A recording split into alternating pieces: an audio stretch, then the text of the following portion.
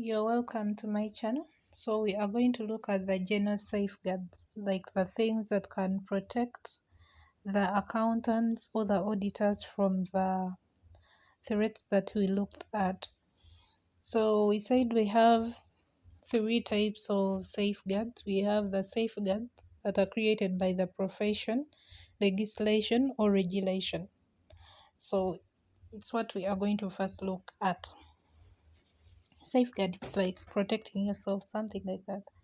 Yeah, the things that can protect accountants. So there are those safeguards that were created by the profession, the legislation, or the regulation. Yeah. So under this, we have the ICPAU. For it promotes good ethics standards by enforcing the code of ethics. We saw what is in the code of ethics. So it promotes the code of ethics, and that protects the accountant from the above threats. Then there is educational training and then experience requirements to be enrolled and issued a practicing certificate. In order for you to have a practicing certificate of an accountant, you must have studied, then got training, and then experience in order for you to get the certificate. So when you're studying, they teach you what you are supposed to do, how you can avoid those threats, and all that. Yeah.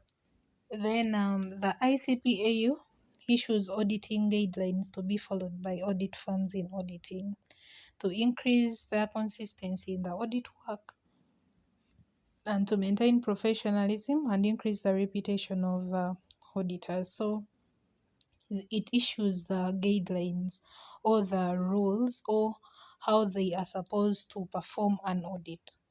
So they make sure that audit firms follow those guidelines, and that will help them to avoid the above threats that we looked at, the self-review, self-interest, advocacy threats, and all that.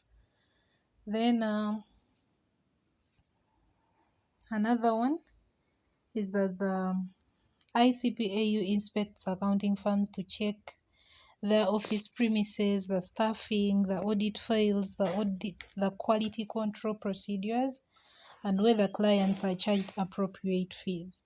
So they inspect the accounting firms to see what they're doing, they check their files, they see how they perform their work and all that, and the fees that they charge to their clients. So this will help to in protecting the accountants from the threats that we looked at. Then another safeguard under this is that the ICPAU conducts continuing professional development training of members, which is also known as CPD. Like they keep training members, yeah, on how they're supposed to conduct themselves and how they can protect themselves from the threats.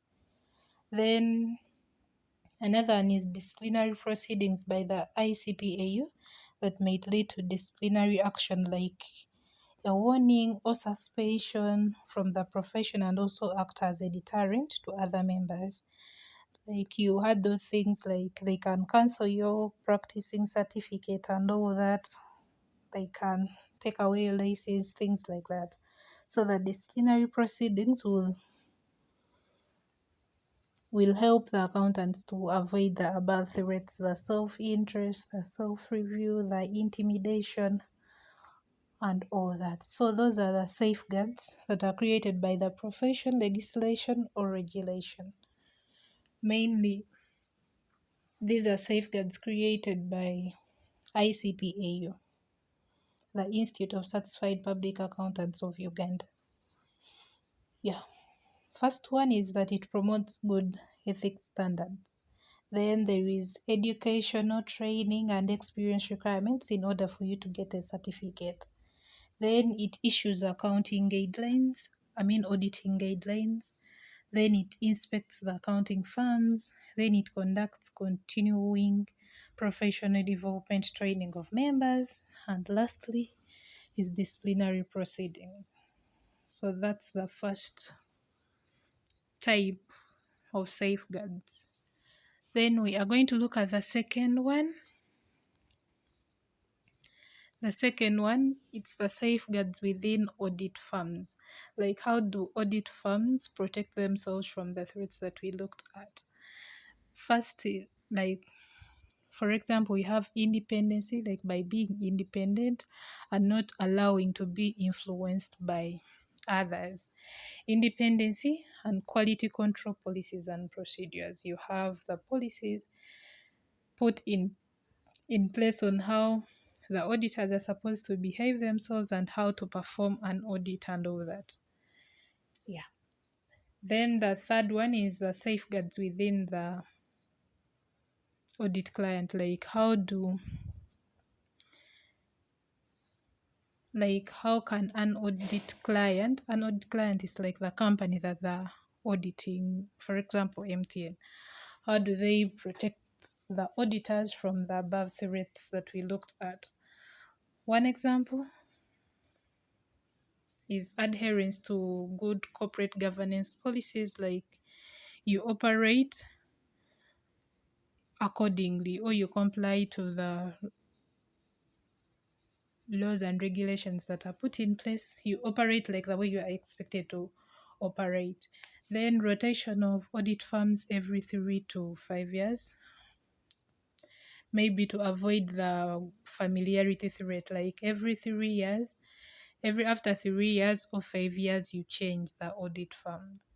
Then client policies such as restricting other services provided by audit firms, like in case you want like maybe management advice, something like that, you go to another firm instead of going to that very firm, and that will protect you maybe from the self-review threats.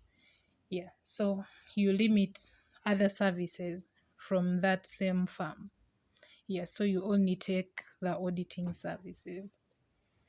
Yeah, so those are some of the safeguards within the audit client. Yeah, hope this has been helpful. Sorry, I have a problem with my throat somehow, but hope this has been helpful. We have safeguards within the audit client, safeguards within the audit funds, and then safeguards that are created by the profession, legislation, or regulation. Thanks for watching. Do not forget to subscribe, like, comment, share with your friends. Let's catch up in my next video.